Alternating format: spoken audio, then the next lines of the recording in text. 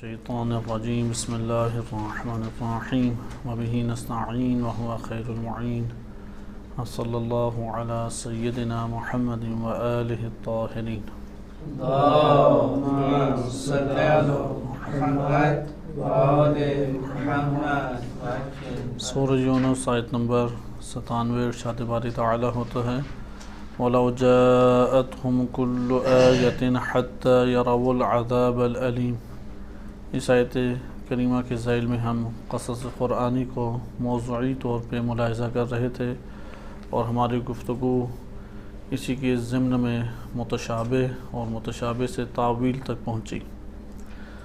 گزشتہ درس میں آپ نے ملاحظہ کیا کہ تفسیر مواہب الرحمن اس کے ضمن میں جو مطالب ذکر کیے گئے ہیں اس کے مطابق تعویل اس کا معنی ایک وسیع معنی ہے اور ہر وہ چیز کی آیت جس کو شامل ہو سکتی ہے اور وہ قابلیت رکھتی ہے کہ ان اشیاء کو شامل ہو جائے اور ان پر منطبق ہو سکے تو وہ تمام چیزیں تعویل کے زمرے میں آ جائیں گی.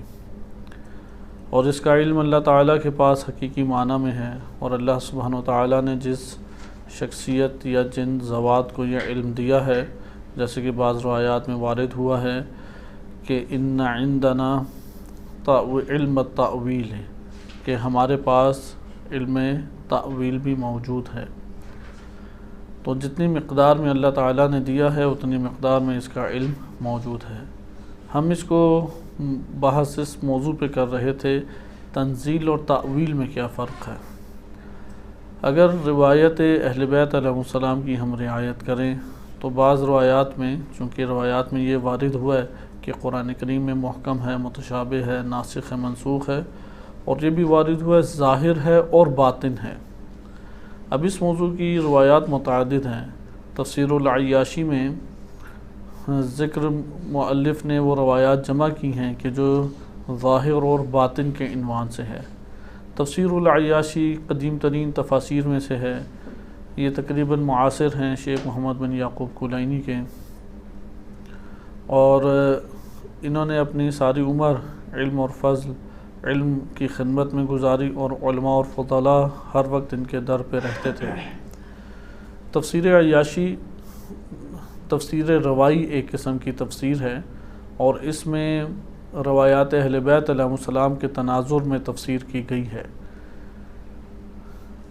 مصنف نے اس کتاب کے اندر جو احادیث ذکر کی ہیں تمام احادیث کی پہلے اسانید ذکر کی، سند کے ساتھ وہ ساری روایتیں لے کے آئے، لیکن اس کا حجم بہت زیادہ بڑھ گیا تفسیر کا، چند جلدی کتاب بن گئی تو انہوں نے اس کو پھر مختصر کیا اور اسانید ہٹا دی اور اکا دکا راویوں کے نام رہنے دیے. مثلا آخری راوی کا نام یا آخری سے پہلے والے راوی کا نام 2 راویوں کے نام رہنے دیے اور اس طرح سے انہوں نے پھر کتاب مرتب کی.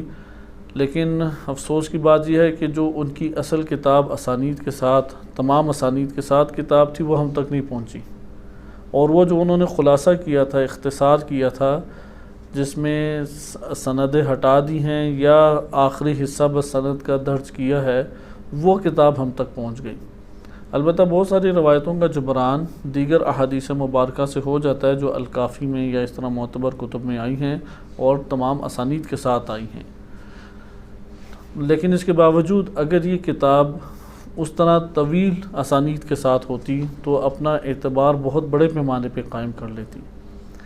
اس کتاب میں ظاہر اور باطن کے اعتبار سے مختلف روایتیں وارد ہوئی ہیں اور تفسیر العیاشی اس اعتبار سے نایاب کتاب ہے کہ اس میں قرآن کریم کی تفاسیر روائی کی بہت خوبصورت احادیث مبارکہ اس کتاب میں موجود ہیں کہ جس کی نظیر ہمیں دیگر کتب میں نظر نہیں آتی.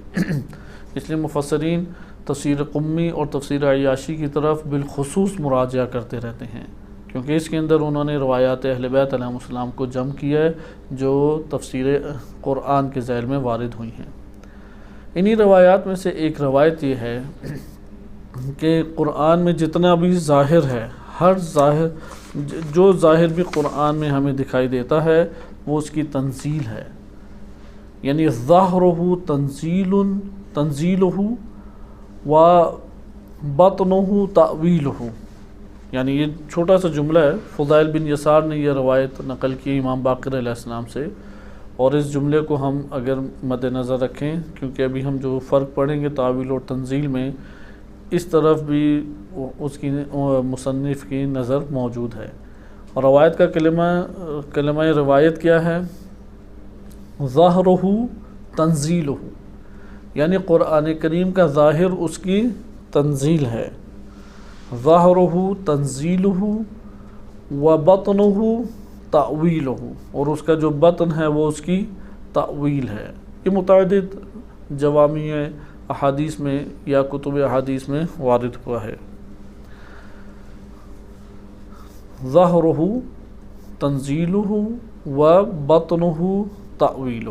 آئیں اب ہم اس معنی کی طرف جاتے ہیں، کیونکہ جو ہمارے پاس مجامع الاحادیث و کتب احادیث موجود ہیں، اس میں بعض اوقات ایسا ہوتا ہے کہ ایک کتاب میں وارد ہوئی ہے روایت، لیکن بعد میں آنے والے مختلف محدثین ہیں، انہوں نے اپنی مختلف کتب میں اسی ایک مصدر سے نقل کی ہے، تو یہاں پہ در حقیقت یہ ایک ہی کتاب کی روایت شمار ہوگی، لیکن یہ روایت اپنے معنی کے اعتبار سے ہمارے لیے اور زیادہ قابل قبول ہو جاتی ہے، کیونکہ جو تعویل کے معنی بعد میں مفسرین و علماء اسلام نے ذکر کیے ہیں، اس میں اس روایت کی جھلک آشکار طور پر موجود ہے۔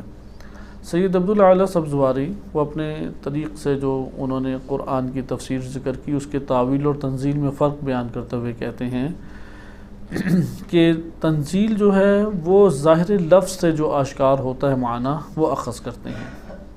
یہی روایت میں بھی ظاہرہ تنزیلہ، قرآن کا جو ظاہری معنی ہے، ظاہری معنی کس طرح سے لیا جاتا ہے، اس کا سب سے خوبصورت ترین اور جامع ترین نظام وہ اصول فقہ ذکر کرتا ہے۔ اصول فقہ میں یہ تفصیلی طور پہ آتا ہے مباحث الفاظ کے ذیل میں کہ مراد متکلم کو کس طرح سے لیں گے اور کون کون سے قواعد ہیں جس کو ملاحظہ کیا جائے گا۔ وہاں پہ پھر ہم یہ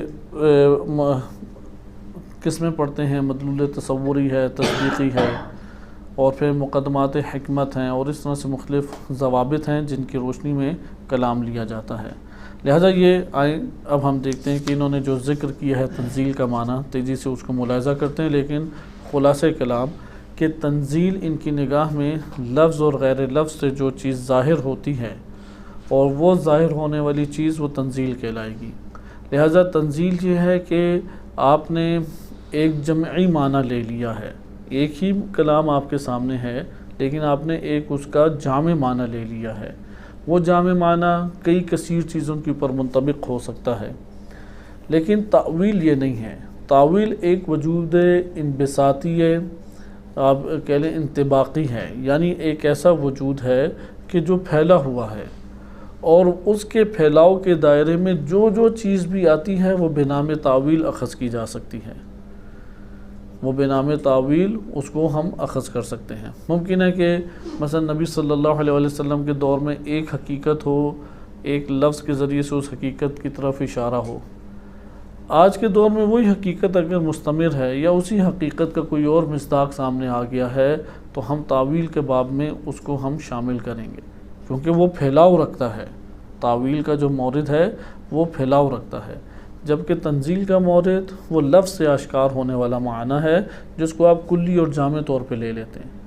وحدت سے کثرت کی طرف، اسی لیے انہوں نے یہ لفظ بھی استعمال کیا، الوحدہ فی الکثرہ، کہ انما یلحظ باعتبار وجود ہی الجمعی، تنزیل کیا ہے کہ جس کو اس کے وجود جمعی کے اعتبار سے ملاحظہ کیا جاتا ہے، یعنی جس کو اس کے کلی ہونے کے اعتبار سے، جامع ہونے کے اعتبار سے ملاحظہ کیا جاتا ہے، جبکہ تعویل یہ نہیں ہے۔ تعویل کیا ہے؟ انما یلحظ باعتبار وجود ہی الانطباقی الانبساطی الخارجی، کہ وہ وجود ہے جو منطبق ہوتا ہے، پھیلاؤ رکھتا ہے اور خارج میں موجود ہے، فی الحوادث تکوینیہ، حوادث تکوینیہ میں برپا ہوتا ہے، و تشریعیہ، اور حوادث تشریعیہ میں ہم اسے ملاحظہ کرتے ہیں۔ من اول الحدوث الى آخر الخلود، آغاز سے لے کے خلود تک کے اختتام تک وہ ان سب جزیات کو شامل ہوتا ہے۔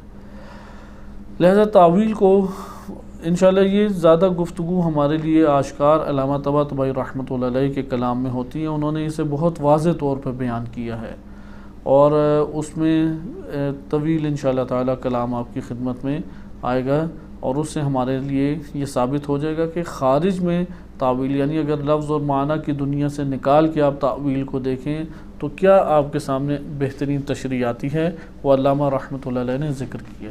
انہوں نے بھی لفظ اور معنی سے آپ نے دیکھا کہ اس دنیا سے نکالا، اگرچہ ابتدائی صفوں میں انہوں نے اس چیز کا اقرار کیا کہ صفت یہ کس کی بنتی ہے، محکم اور متشابہ. انہوں نے کہا محکم اور متشابہ لفظ و معنی کی صفت بنتی ہے، لیکن آیا تعویل بھی لفظ و معنی کی دنیا سے تعلق رکھتا ہے؟ اختلاف ہے. متعدد مفسرین اس بات کے قائل ہیں کہ تعویل کا تعلق بھی فقط لفظ اور معنی کے ساتھ ہے، لیکن یہ بزرگان قائل ہیں کہ نہیں، لفظ اور معنی کی دنیا سے باہر تعویل کا تعلق ہے. لفظ اور معنی کی دنیا سے تعلق تنزیل کا ہے، لہذا الفاظ اور کلام سے جو معنی ہمارے پاس آتا ہے یہ کیا ہے؟ تنزیل ہے. اور تنزیل میں آپ کیا کرتے ہیں کہ اس کے وجود جمعی سے استفادہ کرتے ہیں، ایک جامع اس کے وجود سے استفادہ کرتے ہیں. لیکن تعویل میں کیا باب ہے کہ انما یلحظو، کہ اس میں فقط یہ لحاظ کیا جاتا ہے باعتبار وجود ہی الانطباقی، کہ اس کا وہ وجود جو انطباقی ہے، منطبق ہوتا ہے، الانبساطی یعنی وہ وجود پھیلاؤ رکھتا ہے. صحیح، وہ وجود کسی ایک زمانے میں بند نہیں ہے. پھیلاؤ رکھنے سے کیا مراد ہے؟ ایک زمانے میں بند نہیں ہے، ایک مکان میں بند نہیں ہے، وہ ایک وسعت رکھتا ہے. الخارجی، اس کا خارجی حقائق سے تعلق ہے. یہ جو وجود خارجی انبساطی ہے، یہ جو وجود خارجی خارج میں حقائق جو موجود ہیں، یہ تکوینی یعنی کائنات میں برپا حوادث سے بھی ہو سکتے ہیں ان کا تعلق، اور ان کا تعلق مثلاً ممکن ہے کہ تشریع امور سے بھی ہو سکے. مثلا ایک اور اس کی مثال دی جاتی ہے، جیسے بعض اہل دیوبند علماء نے بھی اشارہ کیا ہے اور مکتب اہل بیت علیہ السلام نے بھی، ابراہیم علیہ السلام اور جناب اسماعیل علیہ السلام، ان کا جب واقعہ پیش آیا کہ ابراہیم علیہ السلام کو حکم ہوا کہ اسماعیل کو ذبح کریں. اب وہاں پہ کیا اسماعیل ذبح ہوئے؟ وہاں پہ تو اسماعیل ذبح نہیں ہوئے، لیکن امام حسین علیہ السلام جو ابراہیم علیہ السلام کی اولاد سے، وہ ذبح ہوئے یا نہیں؟ وہ ذبح ہوئے. تو یہ تعویل کے دائرے میں آ جائے گا امام حسین علیہ السلام کی شہادت. اس لیے بعض نے سر الشہادتین کتاب لکھی اہل دیوبند میں، اور انہوں نے اسی بات کو بیان کیا کہ ایک یہ سری جو ہے شہادت امام حسین علیہ السلام کی، یعنی یہ وہ اسرار تھا جو اس دور میں پنہا تھا اور بعد میں یہ راز جو ہے وہ آشکار ہو گیا. سر الشہادتین یعنی امام حسن مجتبی علیہ السلام کی شہادت اور امام حسین علیہ السلام کی شہادت. امام حسین علیہ السلام حقیقت میں وہ ذبح ہوئے اور ابراہیم علیہ السلام کی اولاد سے آئے. تعویل کا باب اس طور پہ پھیلا ہوا ہے، اور تعویل کا باب جو ہے وہ ایک مورد کے ساتھ مختص بھی نہیں ہے، لیکن تنزیل کا باب اس حوالے سے محدودیت رکھتا ہے. ابھی انشاءاللہ تعالی وہ اس کو نکات کی صورت میں بیان کریں گے تو ہم آگے انشاءاللہ ملاحظہ کرتے ہیں. اس سے آگے بڑھتے ہیں، پھر وہ بیان کرتے ہیں کہ تعویل اول امر سے، اول حدوث سے آخر امر تک رہتا ہے. بالکل اسی طرح سے یصورکم، کل جیسے آپ کے درس میں آپ کی خدمت میں مثال پیش کی کہ قرآن کہتا ہے کہ هو الذی یصورکم فی الارحام کیف یشاء، اپنی مشیت کے مطابق اللہ تعالیٰ ارحام میں تصویر بناتا ہے تمہاری.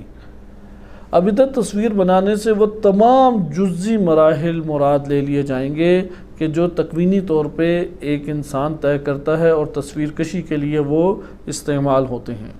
مثلا قرار نطفہ سے لے کے جسم سوی اور جسم سوی کے اوپر نقش و نگار بننے تک تمام کے تمام جزیات، حتیٰ کہ جو اگر کوئی اور عالم ہے اور اس عالم میں بھی صورت انسانی ہے، یہ تعویل اس کو بھی شامل ہو جائے گی.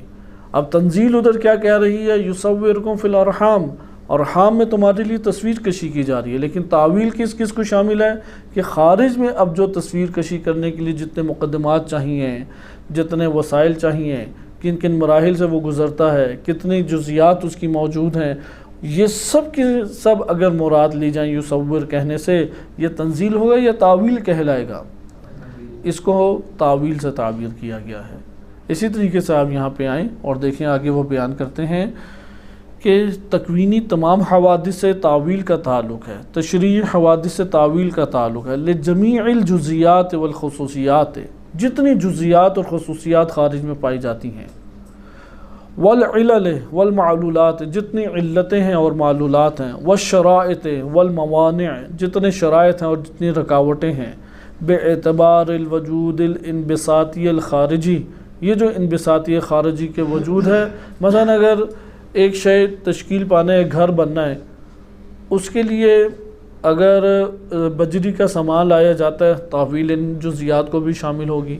گھر ابھی تعمیر کے دوران ہے، تعویلی سے بھی شامل ہوگی، بن جاتا ہے تعویلی سے بھی شامل ہوگی۔ تعویل کا دائرہ ان سب کے سب خارجی امور اور حقائق کے اوپر محیط اور پھیلا ہوا ہے۔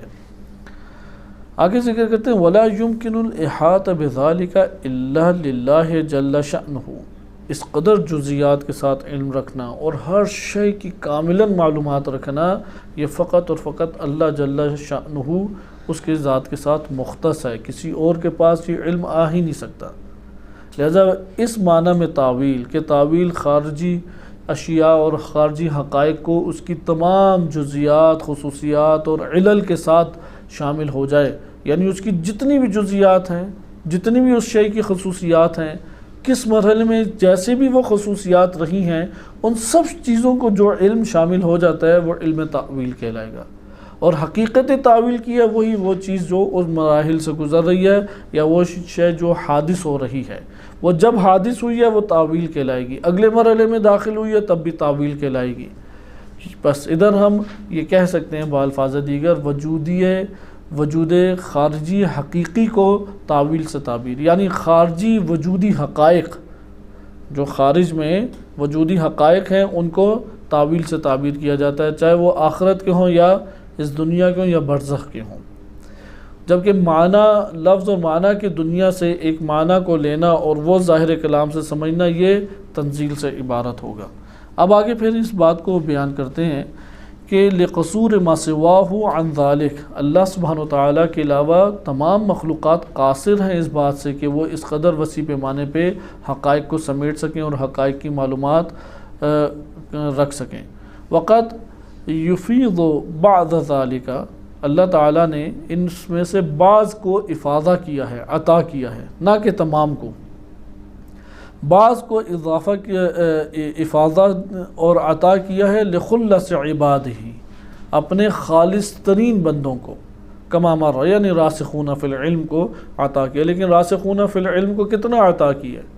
ولا یحیطون بشیء من علمہ الا ما شاء، کہ اللہ نے اپنی مشیت کے تحت جتنا دینا چاہ بس اتنا احاطہ رکھتے ہیں۔ وَلَا يُحِيطُونَ بِشَيْءٍ مِّنْ عِلْمِهِ، اللہ کے علم میں سے ایک ذرہ بھی کوئی نہیں لے سکتا، اللہ کے علم کا ایک ذرہ بھی۔ کتنا لے سکتا ہے؟ جو اللہ اسے دینا چاہے، اللہ کے دینے سے اس کے خزانے میں کمی نہیں آتی، وہ اس کے پاس ہے، لیکن جس کو دیا ہے وہ اس کے پاس جو پہنچا ہے وہ محدود ہے، اور اس کی بقا، اپنے اس علم کی بقا میں بھی وہ اللہ کا محتاج ہے، اور اللہ کی عنایت اور اس کے اذن سے ہی اس نے لیا ہے۔ اس لیے وَلَا يُحِيطُونَ بِشَيْءٍ مِّنْ عِلْمِهِ إِلَّا مَا شَاءَ، اس لیے ادھر انہوں نے بیان کیا کہ وَقَدْ يُفِيضُ، بعض اوقات اللہ اضافہ کرتا ہے، یہ افاضہ دیتا ہے۔ کتنا افاضہ کیا وہ ہمارے علم میں نہیں ہے، لیکن یہ ہمارے علم میں ہے کہ اللہ کی نسبت محدود ہے۔ یہ بات ہمارے علم میں ہے کہ اللہ کو کسی نے عطا نہیں کیا، اس سے سب نے لیا ہے۔ یہ ہمارے علم میں ہے کہ اللہ کو بقا کے لیے کسی کی احتیاج نہیں ہے، لیکن ان کو جو افاضہ کیا اس کی بقا کے لیے انہیں اللہ کی محتاجی حاصل ہے۔ لیکن راسخون فی العلم کے پاس تعویل ہے، اور تعویل کا مطلب اسی معنی میں کہ حقائق جو وجودی ہیں وہ وجودی حقائق کے اوپر مطلع ہیں اللہ تعالیٰ کی عنایت سے۔ اس کے بعد ذکر کرتے ہیں ایک واقعہ جو قرآن نے ذکر کیا ہے۔ وَقَدْ بَيَّنَ اللَّهُ تَبَارَكَ وَتَعَالَى فِي سُورَةِ الْكَهْفِ مِنْ آیت 66، یعنی 66 نمبر آیت میں سورہ کہف میں اللہ تبارک و تعالیٰ نے ذکر کیا ہے فِي مَا سَأَلَهُ مُوسَىٰ عَنِ الْخَضِرِ علیہ السلام، موسیٰ علیہ السلام نے جناب خضر علیہ السلام سے سوال کیے۔ الفرق بین تنزیل و تعویل، ادھر سے فرق واضح ہو جاتا ہے۔ فقال تعالی حاکیا عن الخضر، اللہ سبحانہ وتعالیٰ نے اس واقعے کو کی مکمل ہمارے سامنے حکایت بیان کی ہے۔ آیت کریمہ ہے سأنبئک بتأویل ما لم تستطع علیہ صبرا، کہ میں آپ کو خبر دیتا ہوں اس شے کی تعویل کی کہ جس کے اوپر اے موسیٰ آپ صبر نہیں کر سکے۔ یہ جناب خضر علیہ السلام کا جملہ ہے، سأنبئک، میں آپ کو خبر دوں گا عن قریب، آپ کو بتاؤں گا۔ کیا بیان کروں گا؟ تنزیل بیان کروں گا یا تعویل؟ بتأویل ما لم تستطع علیہ صبرا، جس کے اوپر آپ صبر نہیں کر سکے اس کی تعویل میں آپ کو بیان کروں گا۔ ادھر لفظ تنزیل نہیں آیا، ادھر لفظ تفسیر نہیں آیا، صحیح ہے، ادھر لفظ تشریح نہیں آیا، بلکہ بیان کیا کہ جس تعویل کے اوپر آپ صبر نہیں کر سکے۔ یعنی خضر علیہ السلام نے جو انجام دیا وہ کیا تھا؟ تعویل تھا یا تنزیل؟ تنزیل۔ موسیٰ علیہ السلام نے جو پوچھا اور انہوں نے جو دیکھا اور دیکھنے سے جو حاصل کیا وہ تنزیل تھا یا تعویل؟ وہ تنزیل تھا۔ ابھی اس کو آگے غور کریں۔ فَتَعْوِيلُ مَا فَعَلَهُ خضر، جناب خضر نے جو انجام دیا، مثلا انہوں نے کیا انجام دیا؟ انہوں نے ایک بچے کو قتل کر دیا، کشتی میں جنہوں نے ان کے اوپر احسان کیا تھا، نیکی کی تھی، اس کشتی میں سوراخ کر دیا اترتے ہوئے۔ بڑی تعجب کی بات ہے کہ اب آپ نے دریا پار کرنا ہے، سمندر پار کرنا ہے، کوئی چیز ہے ہی نہیں اس پانی کے ذخیرے کو پار کرنے کے لیے، ایک بندے نے آپ کو آیا بٹھا دیا، نیکی کی، آپ وہ جب اترنے لگے قریب پہنچے تو پکڑ کے سوراخ اس میں آپ نے کر دیا کشتی میں، تو وہاں پہ تعجب ہو گیا یا نہیں دیکھنے والے کو؟ صحیح ہے۔ اس کے بعد وہ آگے گئے ہیں تو ادھر افراد موجود ہیں، انہوں نے ان کی عزت افزائی بھی کی، اچھا سلوک کیا، اچھے طریقے سے پیش آئے، انہوں نے ان کے جوان بیٹے کو پکڑ کے قتل کر دیا، ایک سائڈ پہ لے گئے۔ اب یقیناً قتل کا منظر کشی کریں تو انسان کی روح کام جاتی ہے کہ کیسے قتل کیا ہوگا، کوئی گلا دبایا ہوگا، کوئی چھری پھیری ہوگی، یقیناً تنہائی میں سائڈ پہ لے گئے اسے اور قتل کیا، اور موسیٰ علیہ السلام ساتھ موجود ہیں۔ اور پھر تیسری جگہ پہ کہ شدید بھوک لگی ہوئی تھی، سفر کی حالت میں چونکہ تھے اور بہت تھکے ہوئے تھے، اور ان کو شدت بھوک کی وجہ سے نقاہت طاری ہو رہی تھی، تو بہت بڑا گاؤں یا علاقہ تھا اور اپنے گھر بار کے اعتبار سے لگ بھی رہے تھے کہ یہ کوئی کھاتے پیتے لوگ ہیں۔ انہوں نے ان سے کھانے پینے کا سوال کیا تو انہوں نے آگے سے کوئی انہیں چیز دی نہیں، کچھ بھی نہیں دیا، پانی بھی نہیں پلایا ان بیچاروں کو۔ بالآخر وہ جگہ پار کر کے آگے جانے لگے تو دیکھا ایک خرابہ ہے اور ویران جگہ ہے، اور وہاں پہ وہ گری ہوئی ہیں دیواریں، انہوں نے اس کی بھاگ دوڑ کر کے گارا بنایا، بڑے بڑے پتھر اٹھائے، دیواروں کو سیدھا کیا اور بالکل صحیح سالم وہ انہوں نے مکان ٹائپ یا دیواروں کو سیدھا کر کے کھڑا کر دیا۔ اس میں زحمت بھی بہت تھی، مشقت بھی لگی، تو وہاں پہ تو موسیٰ علیہ السلام سے صبر نہیں، تینوں موقعوں پہ صبر نہیں ہوا، اور تینوں ہی بہت چونکا دینے والے اعمال ہیں۔ کشتی میں سوراخ کر دینا کہ ایک عام بندہ جو ہے وہ اسے دیکھ کے ہی اس میں وہ پریشان ہو جائے کہ یہ کیا عمل انجام دے رہا ہے۔ اسی طرح بچے کا قتل تو بہت بڑی بات ہے، اور پھر جس نے دھتکارا ہو جس علاقے سے، اور وہاں پہ انسان کو ذلت بھی پڑی ہو، کیونکہ سوال کرنا خود اپنے آپ کو پیش کرنے کے مترادف ہے، اور وہاں سے اس کا انکار میں جواب آ جائے تو بڑی خفت اور ذلت کا احساس انسانی وجود میں ہوتا ہے۔ تو اس لیے موسیٰ علیہ السلام اس میں غضب کے عالم میں آ گئے کہ جنہوں نے اچھا سلوک کیا اس کے بچوں کو بھی مار دیا، اور جنہوں نے برا سلوک کیا ان کی تم خدمتیں انجام دے رہے ہو۔ تو پھر کہا کہ اب ہم آگے نہیں چل سکتے، اب میں آپ کو بتاؤں گا کہ یہ کیا۔ اس لیے جو خضر علیہ السلام انجام دیتے ہیں وہ کیا ہے؟ وہ تعویل ہے۔ وَأَجَابَ عَنْ مَا سَأَلَهُ مُوسَى، اور موسیٰ نے جو سوال کیا اس کے جواب میں جو خضر نے جواب دیا وہ بھی کیا ہے؟ تعویل ہے۔ وَتَنزِيلُ مَا سَأَلَهُ مُوسَى عَنِ الْخَضِرِ، اور موسیٰ کا سوال کیا ہے؟ وہ تنزیل ہے، کیونکہ موسیٰ یہ سوال کریں یہ کیوں کر دیا آپ نے ایسا، یہاں پہ آپ نے کیوں کیا، یہ تو صحیح کام نہیں ہوا، یہ تو فلاں ہوا، یہ تو خلاف شرع ہو گیا۔ یہ جو اعتراض کرنا ہے، یہ جو غضب کا اظہار کرنا ہے، یہ انہوں نے ایک چیز کو وہاں سے اخذ کیا موسیٰ علیہ السلام نے۔ وہ جو علم اخذ کر رہے ہیں موسیٰ علیہ السلام، ظاہر کو دیکھ کے اخذ کر رہے ہیں، وہ تنزیل ہے، اور خضر علیہ السلام جو باطن ادھر دیکھ کے عمل انجام دے رہے ہیں، وہ کیا ہے؟ تأویل ہے۔ اس لیے تھوڑا ادھر دقت سے اس مطلب کو لیں۔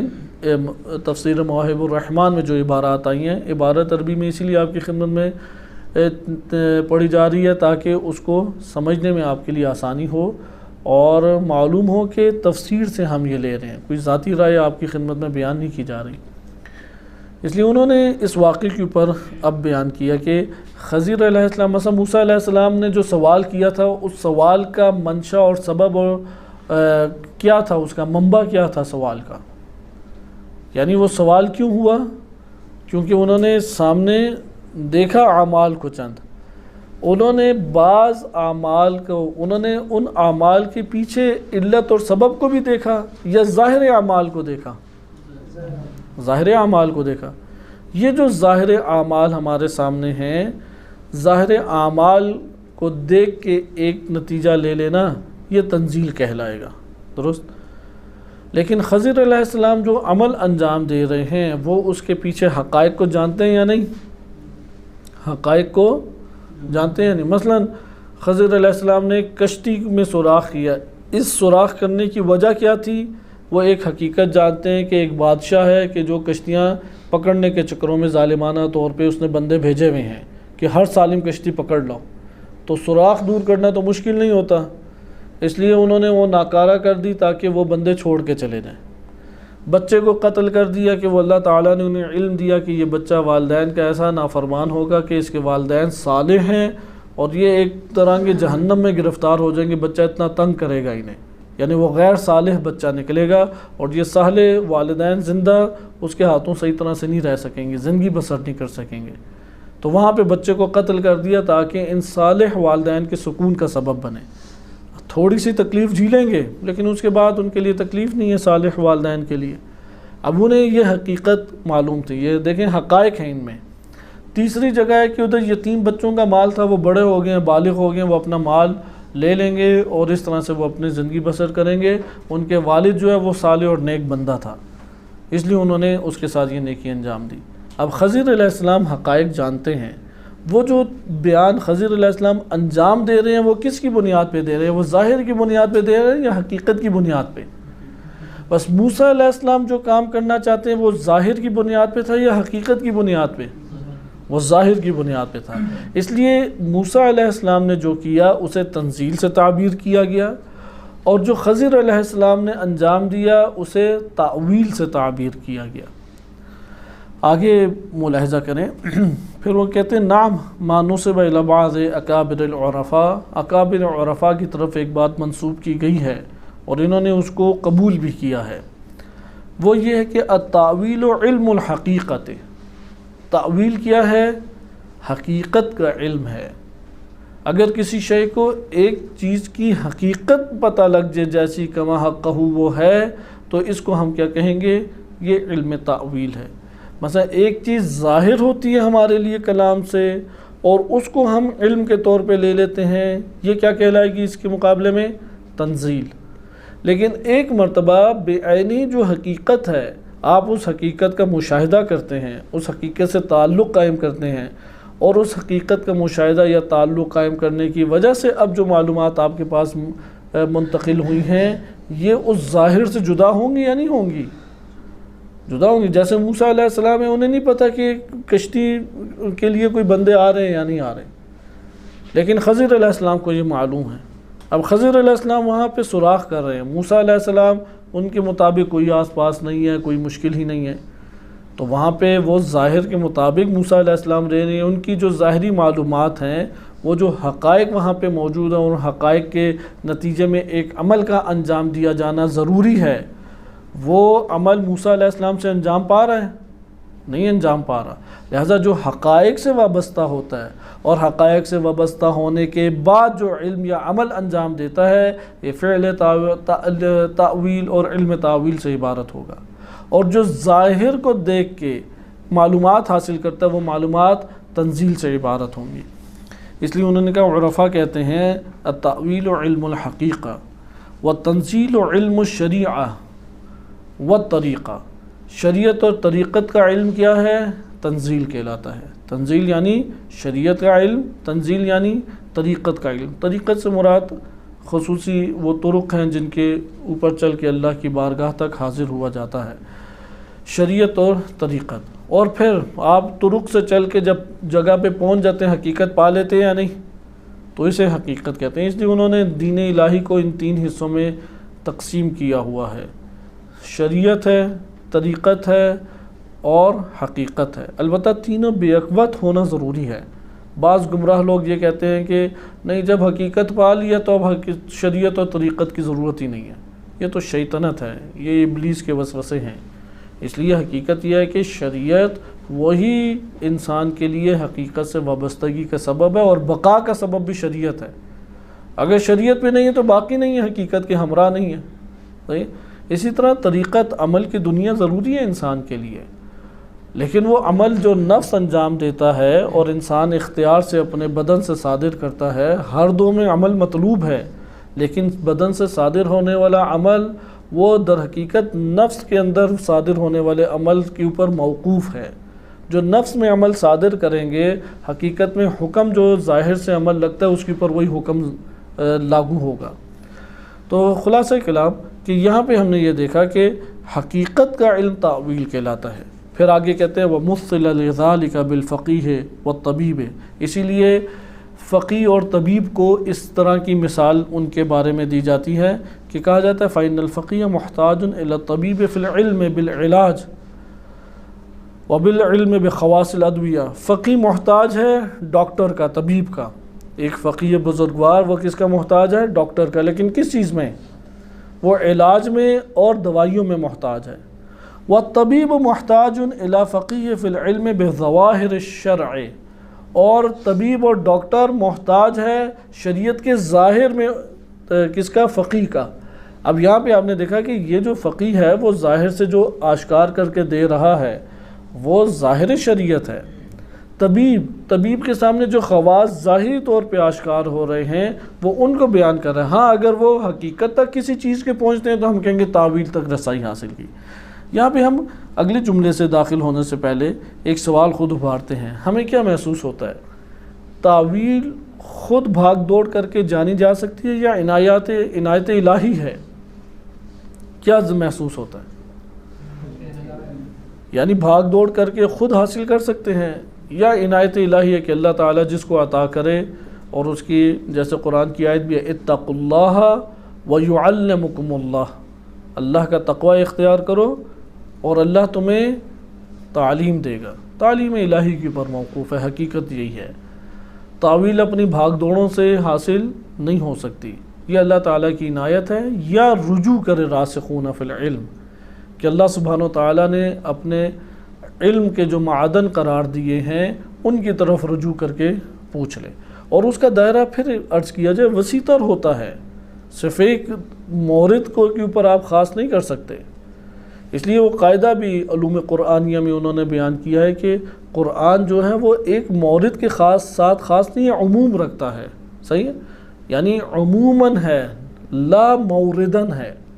قرآن کی جو ہمارے پاس معانی آتے ہیں وہ ایک مورد کے ساتھ مختص نہیں ہے، بلکہ کیا ہے؟ عمومیت وہ قرآن کے معنی رکھتے ہیں۔ اس کے بعد یہ ذکر کرتے ہیں کہ احادیث مبارکہ میں بھی تعویل پائی جاتی ہے بلا شک و شبہ، اور اس میں بھی جو روایات اس طرح کی آئی ہیں اس میں تعویل کا علم ذکر ہے۔ جس طرح خضر علیہ السلام نے جب بیان کیا تو ہم اسے تعویل کا علم کہیں گے یا تنزیل کا علم کہیں گے۔ اسی طریقے سے اہل بیت علیہ السلام نے بعض اوقات تنزیل کا علم بیان کیا ہے اور بہت ساری جگہوں پہ تعویل کا علم بیان کیا ہے۔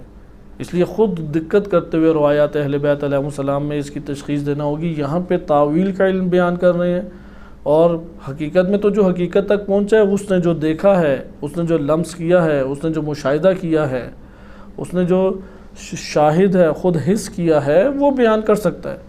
ہم اس کے بیان سے سن سکتے ہیں اور کہیں گے ہاں حقیقت اس طرح سے ہے، کیونکہ اہل حقیقت نے اس کو درک کیا ہے۔ اس کے بعد ذکر کرتے ہیں کہ ہمارے پاس قرآن کریم کی آیات میں ایک اور تعویل کے لیے استعمال ہوئی تعبیر الرؤیا۔ اب اس کے اوپر غور کریں، ایک تو واقعہ گزر گیا، اس میں آپ نے تعویل اور تنزیل میں فرق ملاحظہ کیا۔ اب ایک اور واقعہ ملاحظہ کریں یوسف علیہ السلام کا۔ سورہ یوسف واحد سورہ ہے کہ جس میں تکراراً یہ لفظ آیا، یعنی 3-4 دفعہ یا اس سے زائد ممکن ہے کہ آیا ہو تعویل کا لفظ۔ اس میں سورہ یوسف آیت نمبر 6 میں ارشاد باری تعالیٰ ہوتا ہے وَكَذَلِكَ يَجْتَبِيكَ رَبُّكَ، اور اسی طرح آپ کا رب آپ کو چنتا ہے، انتخاب کرتا ہے، وَيُعَلِّمُكُم مِّن تَأْوِيلِ الْأَحَادِيثِ، اور احادیث کی تعویل کا آپ کو علم دیتا ہے۔ ادھر احادیث سے کیا مراد ہے؟ خواب، خواب کی تعویل کا، نہ کہ خواب کے ظاہر سے جو واقعات ہے۔ آپ نے ظاہر یہ دیکھا کہ ممکن ہے کہ پرندے سر کے اوپر سے گوشت نوچ کے لے جا رہے ہیں، صحیح ہے، یہ ظاہر ہے۔ حقیقت اس کی کیا ہے؟ اللہ سبحانہ وتعالیٰ نے یوسف علیہ السلام کو خواب کے ظاہر کا علم نہیں دیا کہ تم نے اچھا یہ دیکھا تھا، پہلے ہی پڑھ کے بتا دیا اس کا ذہن، یہ تو ظاہر ہوا۔ یوسف علیہ السلام نے اس کی حقیقت کے اوپر نگاہ رکھی۔ حقیقت کیا ہے؟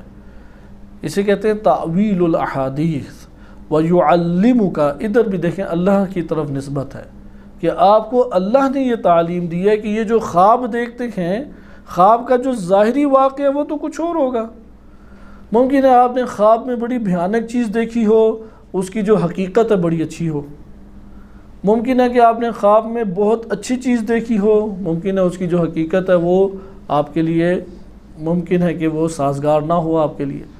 لہٰذا تعویل اور جو خواب میں آپ دیکھتے ہیں الگ ہے۔ انسان جو ذہن کے مختصر ذہن ہوتا ہے، جیسا کہ ہم لوگ علم مختصر ہی رکھتے ہیں تو ذہن بھی مختصر ہیں ہمارے، وہ خواب میں جو دیکھتے ہیں اسے حقیقت سمجھ بیٹھتے ہیں، جبکہ وہ تو حقیقت نہیں ہے۔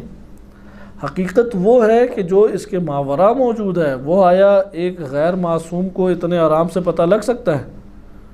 وہ تو اس کی گرفت میں نہیں آ سکتی ہے تعویل اور حقیقت اس کی۔ وہ کیسے دعویٰ کرتا ہے میں نے جو دیکھا ایسا ہی ہے؟ یہ تو اللہ کی عنایت ہے۔ وہ اللہ انبیاء اور رسول علیہ السلام یا اپنے بندوں میں سے جن کو دیا، جیسے ائمہ اہل بیت علیہ السلام کو اللہ نے یہ تعلیم دی ہے۔ اگر کوئی غیر معصوم یہ دعویٰ بھی کرے تو اس کے دعوے کو جھٹلانا چاہیے، اور بالفرض کوئی اتفاق نکل آئے اسے کہیں کہ یار یہ تو مجھے نہیں پتا تھا، میں تو اس بات سے جاہل تھا، میں نے ایک تخمینہ لگایا، اندازہ لگایا۔ تخمینہ اور اندازے وہ جہل کے زمرے میں آتے ہیں۔ یہ اللہ کے علم میں ہے کہ کیا ہونا کیا نہیں ہونا۔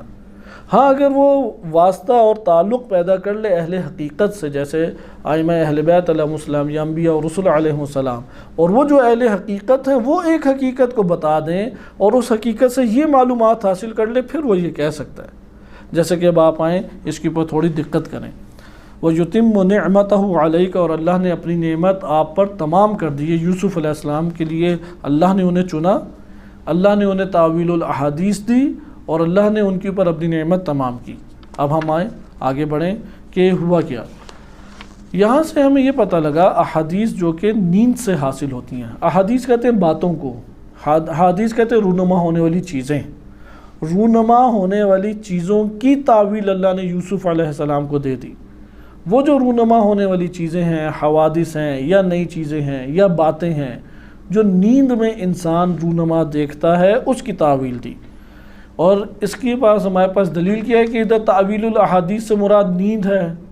اس سے اگلی آیت ہے سورہ یوسف آیت نمبر 44، اس میں ارشاد باری تعالیٰ ہوتا ہے کہ جو اللہ تعالیٰ نے اس دور کے جو ملا موجود تھے فرعون کے گرد، بااثر طبقہ موجود تھا جو مشورے دیتے ہیں اور چاپلوسی کرتے ہیں، وہ کہنے لگے قالوا اضغاث احلام، کہ آپ نے جو دیکھا ہے یہ تو اضغاث احلام ہے۔ یعنی ہوتا ہے نا کہ نفس آپ کے لیے تصویر کشی خواب کی صورت میں کرتا ہے، یہ وہ والے خواب ہیں، یعنی سچے خواب نہیں ہیں، اس لیے آپ پریشان نہ ہوں۔ انہیں وہ تعبیر پتہ ہی نہیں تھی اس کی۔ وما نحن بتأویل الاحلام بعالمین۔ اب یہاں پہ ملاحظہ کریں کہ آگے اس کے ذیل میں ایک روایت وارد ہوئی ہے، اور یہ روایت ہم پہلے بھی پڑھ چکے ہیں، ان الرؤیا جزء من 99 جزءا من اجزاء النبوہ۔ اگر 100 اجزاء ہیں نبوت کے، 100 اجزاء ہیں، ان اجزاء میں سے ایک جز کیا ہے؟ خواب ہے۔ ایک جز خواب ہے۔ جیسے کہ یہ خطبہ شعبانیہ کے ذیل میں ہم نے یہ والی روایات پڑھی اور معتبر اور صحیح سند روایات ہیں۔ آ جائیں، یہ بات ہمارے لیے مکمل ہوئی۔ ادھر بس ایک تعویل اور تنزیل کا فرق بیان کرنے کے لیے چند اضافی نکات اسی واقعے سے بیان کیے جائیں۔ وہ جب جیل گئے، زندان میں حضرت یوسف علیہ السلام سے 2 قیدی آئے، دونوں نے ایک واقعہ رونما ہوتے دیکھا، صحیح ہے، حدیث دیکھی ایک، یعنی رونما ہوتا ہوا ایک واقعہ دیکھا۔ ایک نے کیا دیکھا کہ کوے اس کے سر کے اوپر بیٹھے ہیں اور چونچے مار رہے ہیں، صحیح۔ دوسرے نے یہ دیکھا کہ وہ گلاس بھر بھر کے بادشاہ کو مثلاً پلا رہا ہے۔ اب یہ جب انہوں نے ظاہر دیکھا تو آ گئے یوسف علیہ السلام کے پاس۔ دونوں کو سزائے موت ہوئی تھی، دونوں کو سزائے موت کا حکم تھا، لیکن اب ایک حادثہ انہوں نے برپا دیکھا۔ حوادث ہم بھی بہت سارے دیکھتے رہتے ہیں، بعض اضغاث الاحلام ہوتے ہیں کہ جن کی کوئی حیثیت نہیں ہے، وہ سارے کے سارے نفس کے بنائے ہوئے تصورات ہیں جھوٹے، اور بعض جو ہوتے ہیں وہ رؤیا صادقہ ہوتے ہیں۔ لیکن رؤیا صادقہ کیا ایسا ہوتا ہے جیسا دکھائی دے رہا ہے ویسا ہی ہو جائے؟ ضروری نہیں ہے، کبھی ہو بھی سکتا ہے، کبھی نہیں بھی ہو سکتا، کیونکہ اس کی تعویل کی ضرورت ہے۔ تعبیر بے معنی تعویل ہے وہاں پہ، نہ کہ تعبیر بے معنی تعبیر ہوتا ہے نا عبور کریں، یعنی اس ظاہر کو عبور کر جاؤ۔ اردو میں لفظ عبور کرنا ہوتا ہے روڈ پار کر جانا، روڈ عبور کر لینا، پل عبور کر لینا۔ عبور کرنا یعنی تم اس ظاہر کو عبور کر کے وہ جو حقیقت ہے اس کو دیکھ کے میرے سامنے مطلب پیش کرو۔ یہ تو نبی یا ولی ہی کر سکتا ہے جسے اللہ نے علم دیا ہے۔ خلاصہ کلام، ان دونوں نے ایک ظاہر دیکھا، ظاہر دیکھنے کے بعد آئی یوسف علیہ السلام کے پاس۔ یوسف علیہ السلام نے کہا کہ اگر میں بتاؤں تو یقین کرو گے؟ انہوں نے کہا ضرور، بہت متاثر تھے۔ کہا کہ تم زندہ ہو رہو گے، تم مارے جاؤ گے۔ اب جس کو کہا کہ تم مارے جاؤ گے وہ تو غصہ غضب ہو گئی کہ تمہیں کیا پتہ یار، پیسے ادھر ادھر کی کرتے ہو اور یہ کہتے ہو فلاں کہتے ہو، کچھ بھی نہیں ہوگا، دیکھنا ممکن ہے یہی قتل ہو جائے۔ اب یوسف علیہ السلام ظاہر کو نہیں دیکھ رہے، یوسف علیہ السلام کیا دیکھ رہے ہیں؟ اس کی حقیقت کو دیکھ رہے ہیں۔ اب جو تعویل ہے ادھر، اب انبساطی تعویل کا پتہ لگے گا کہ تعویل تمام موارد کو شامل ہے۔ اس کا آغاز کہاں سے ہو رہا ہے؟ ان کی رہائی سے ہو رہا ہے۔ ایک کو سزائے موت ہو رہی ہے اور ایک کو آزادی مل رہی ہے۔ اب یہ بھی تعویل کہلائے گی، اس سے آگے چلیں گے وہ بھی تعویل کہلائے گی۔ اسے جو نوکری دوبارہ مل گئی شراب پلانے کی وہ بھی تعویل کہلائی ایک کو، اور ایک کو مجرم بن گیا اور اسے باہر لٹکا دیا گیا اور قتل کر دیا گیا، اور پھر کوے آتے ہیں یا پرندے آتے ہیں اور وہ سر پہ اس کے چونچے مارتے ہیں اور اسے کھاتے ہیں۔ یہ سارا کا سارا تعویل کے دائرے میں آ جائے گا۔ ایسا یہاں پہ حضرت یوسف علیہ السلام کے پاس یہ علم تھا کہ وہ ظاہر کے ماورا جو حقائق ہیں ان سے آگاہ اور آشنا ہو جائیں اور اس کے مطابق وہ پھر اس میں تشریح کریں۔ اب وہ جو حقائق کو دیکھ کے بیان کریں گے یہ تعویل کہلائے گی۔ یہاں پہ چند سوال پیدا ہوتے ہیں۔ اس تشریح کے مطابق قرآن کریم کی ہر آیت کی تعویل ہے یا نہیں، یا تعویل فقط متشابہ کے ساتھ خاص ہے؟ اس تشریح کے مطابق تو ظاہراً متشابہ کے ساتھ خاص نہیں قرار پاتی۔ اور اسی طریقے سے کہ جو ظاہری معنی ہے وہ تعویل کے ہمیشہ برخلاف آیا ہوتا ہے، یعنی ظاہری معنی اور تعویل کے درمیان ایک ربط اور تعلق ہوتا ہے۔